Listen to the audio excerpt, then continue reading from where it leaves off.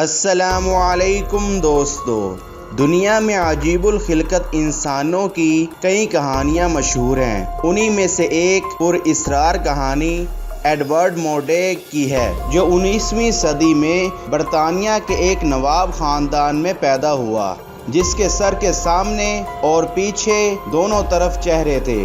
وہ پیچھے جانب والے چہرے سے اگرچہ کھاتا، پیتا اور بولتا نہیں تھا، لیکن سرگوشیاں اور آنکھوں سے اشارے ضرور کرتا تھا۔ یہ چہرہ روتا اور ہنستا تھا۔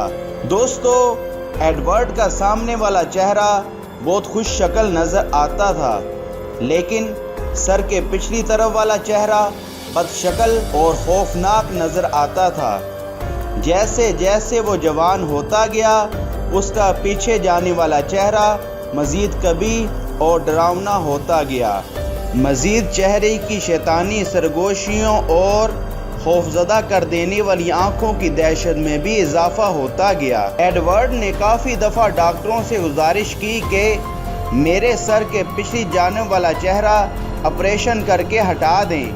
یہ رات کو مجھے سونے نہیں دیتا، یہ رات کو خوفناک قسم کی سرگوشیاں کرتا ہے۔ لیکن ڈاکٹروں نے یہ آپریشن کرنے کا رسک نہ لیا، کیونکہ اس آپریشن میں اس کی جان بھی جا سکتی تھی۔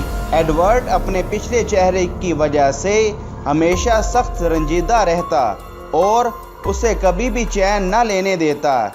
یہ چہرہ ہر آتے جاتے شخص کو گھورتا بھی اور انہیں دیکھ کر عجیب و غریب انداز سے بربراتا بھی تھا۔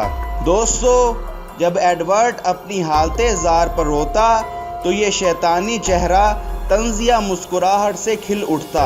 ایڈورڈ نے اپنی تکلیف سے دل شکستہ ہو کر بالآخر 23 سال کی عمر میں زہر کھا لیا اور ایک خط چھوڑا، جس میں کہا گیا تھا کہ اس کے پچھلے شیطانی چہرے کو تدفین سے پہلے کاٹ کر علیحدہ کر دیا جائے، تاکہ وہ قبر میں اس کے شر سے محفوظ رہ سکے۔ دوستو، ایڈورڈ مورڈیک پر کئی ناولز اور گانے بھی لکھے جا چکے ہیں۔ اس کے علاوہ 2 ڈرامے بھی بن چکے ہیں۔ 2002 میں پور ایڈورڈ یعنی بیچارہ ایڈورڈ نامی گانا گایا گیا۔